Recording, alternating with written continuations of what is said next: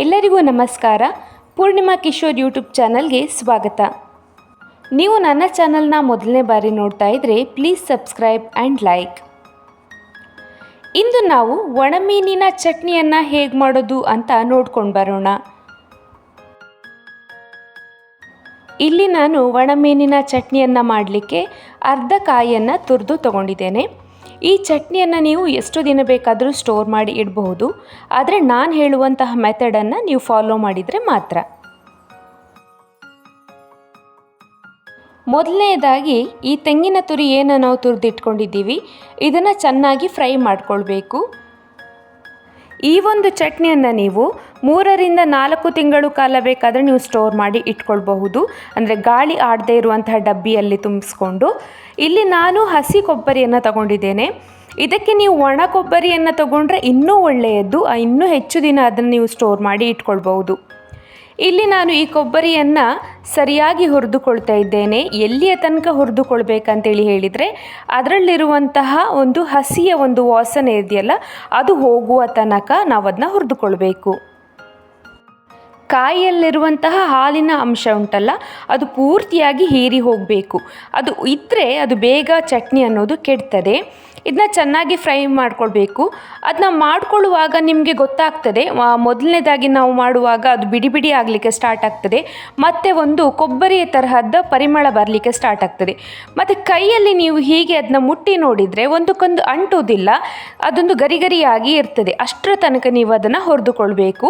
ಇದು ಹಸಿ ಕಾಯಿ ತಗೊಂಡ್ರೆ ಮಾತ್ರ. ನೀವು ಕೊಬ್ಬರಿ ಒಂದು ವೇಳೆ ಒಣಗಿರುವುದನ್ನು ತಗೊಂಡ್ರೆ ಇದನ್ನು ಮಾಡಬೇಕು ಅಂತ ಹೇಳಿ ಇಲ್ಲ, ಡೈರೆಕ್ಟಾಗಿ ನೀವು ಅದನ್ನ ತುರಿದು ಬಳಸ್ಕೊಳ್ಬಹುದು. ಈಗ ಹುರಿದಿರುವುದನ್ನು ಒಂದು ತಟ್ಟೆಗೆ ನಾನು ಅದನ್ನು ಸೇರಿಸ್ಕೊಳ್ತಾ ಇದ್ದೇನೆ. ಈಗ ನಮಗೇನೆಲ್ಲ ಬೇಕು ಅದು ಒಂದೊಂದಾಗಿ ನಾವು ಹುರಿದುಕೊಳ್ತಾ ಹೋಗಬೇಕು. ಮೊದಲನೇದಾಗಿ ಕಾಯನ್ನು ನಾವು ಇಲ್ಲಿ ಹುರಿದುಕೊಂಡಿದ್ದೇವೆ.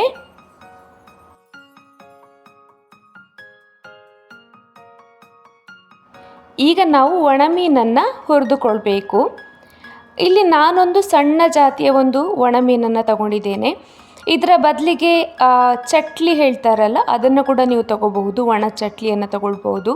ಅಥವಾ ನೀವು ದೊಡ್ಡ ದೊಡ್ಡ ಒಣಮೀನನ್ನು ತಗೊಂಡು ಅದನ್ನು ನೀವು ಕಟ್ ಮಾಡಿ ತುಂಡು ಮಾಡಿ ನೀವು ಇಲ್ಲಿ ಅದನ್ನು ಬೇಕಾದರೆ ಚಟ್ನಿಗೆ ಬೇಕಾದರೂ ಸೇರಿಸ್ಕೊಳ್ಬಹುದು. ನೀವೇನೇ ಮಾಡಿ ಬಟ್ ಅದನ್ನು ಮೊದಲೇದಾಗಿ ನೀವು ಚೆನ್ನಾಗಿ ಹುರಿದುಕೊಳ್ಬೇಕು. ಯಾಕಂದರೆ ನಾನು ಮೊದಲೇ ಹೇಳಿದಾಗೆ ಇದನ್ನು ತುಂಬ ದಿನ ನೀವು ಸ್ಟೋರ್ ಮಾಡಿ ಇಡಬಹುದು.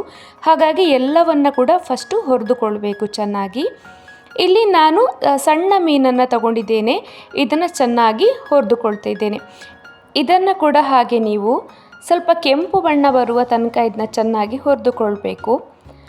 ಎಲ್ಲಿಯ ತನಕ ಅಂತೇಳಿ ಹೇಳಿದರೆ ಅದರ ಬಣ್ಣದಲ್ಲಿಯೂ ಕೂಡ ಒಂದು ಸ್ವಲ್ಪ ಕೆಂಪು ಬಣ್ಣದಲ್ಲಿ ಅದು ಬರಬೇಕು. ಹಾಗೆ ಅದನ್ನು ಹಿಡ್ಕೊಂಡು ನೀವು ತುಂಡು ಮಾಡಿದರೆ ಕೈನಲ್ಲಿ ಅದು ಬೇಗ ಅದು ಕಟ್ ಆಗಬೇಕು. ಆಗ ಅದು ಪೂರ್ತಿಯಾಗಿ ಹುರಿದಾಗಿದೆ ಅಂಥೇಳಿ ಅರ್ಥ. ಅಷ್ಟರ ತನಕ ನೀವು ಅದನ್ನು ಹುರಿದುಕೊಳ್ಬೇಕು. ಈಗ ನೋಡಿ ನಾನು ಹೇಗೆ ಅದನ್ನು ಮುಟ್ಟಿದಾಗ ಅದು ಕಟ್ ಆಗ್ತಾ ಇದೆ. ಇಷ್ಟು ನೀವು ಇದನ್ನು ಹುರಿದುಕೊಳ್ಬೇಕು.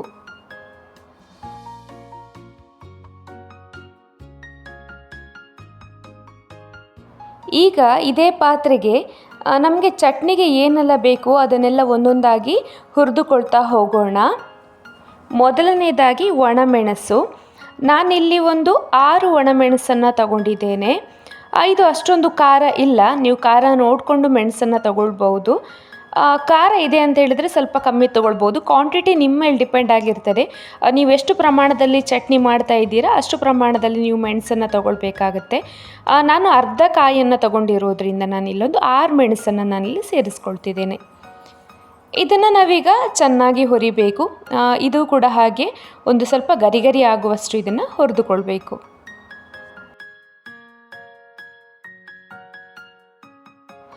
ಈಗ ನಾನು ಇದಕ್ಕೆ 1.5 ಸ್ಪೂನ್ ಆಗುವಷ್ಟು ಕೊತ್ತಂಬರಿ ಬೀಜವನ್ನು ಸೇರಿಸ್ಕೊಳ್ತಾ ಇದ್ದೇನೆ.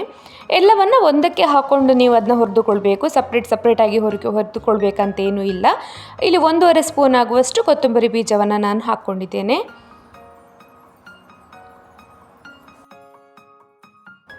ಒಂದು 3 ಬೆಳ್ಳುಳ್ಳಿಯನ್ನು ತಗೊಂಡಿದ್ದೇನೆ. ಒಂದು ಮೀಡಿಯಮ್ ಸೈಜ್ನ 3 ಬೆಳ್ಳುಳ್ಳಿಯನ್ನು ನಾನಿಲ್ಲಿ ತಗೊಂಡಿದ್ದೇನೆ. ಇದನ್ನು ಕೂಡ ಇದಕ್ಕೆ ಹಾಕೋಣ. ಹಾಗೆ ಒಂದು ಸ್ವಲ್ಪ ಕರಿಬೇವಿನ ಎಲೆ. ಇದು ಆಪ್ಷನಲ್, ನಿಮಗೆ ಬೇಕಾದರೆ ನೀವು ಹಾಕ್ಕೊಳ್ಬೋದು, ಹಾಕ್ಕೊಳ್ಳಿಲ್ಲ ಅಂದರೂ ತೊಂದರೆ ಇಲ್ಲ, ಅಷ್ಟು ಡಿಫ್ರೆನ್ಸ್ ಏನು ಕೊಡಲ್ಲ. ನಾನಿಲ್ಲಿ ಇದನ್ನು ಒಂದು ಸ್ವಲ್ಪ ಕರಿಬೇವಿನ ಸೊಪ್ಪನ್ನು ಸೇರಿಸ್ಕೊಂಡಿದ್ದೇನೆ. ಎಲ್ಲವೂ ಕೂಡ ಚೆನ್ನಾಗಿ ಹುರಿದ ನಂತರ ಒಂದು ಮಿಕ್ಸಿಂಗ್ ಜಾರಿಗೆ ಹಾಕ್ಕೊಂಡು ಇದನ್ನು ಚೆನ್ನಾಗಿ ಪುಡಿ ಮಾಡಿಕೊಳ್ಬೇಕು.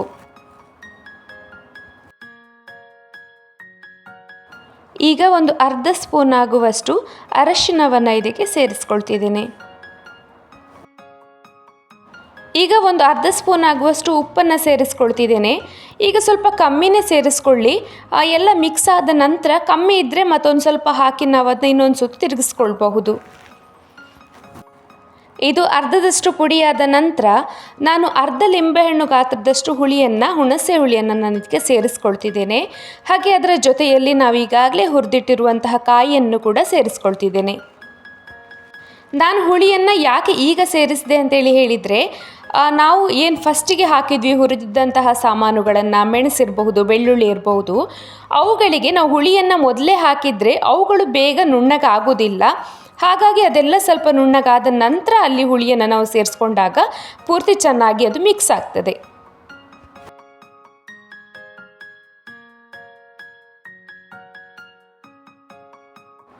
ಈಗ ನಮ್ಮ ಚಟ್ನಿ ಪುಡಿ ಅನ್ನೋದು ರೆಡಿಯಾಗಿದೆ. ಇದಕ್ಕೆ ನಾವು ಈಗಾಗಲೇ ಹುರಿದಿಟ್ಕೊಂಡಿರುವಂತಹ ಒಣಮೀನನ್ನು ಸೇರಿಸಬೇಕು.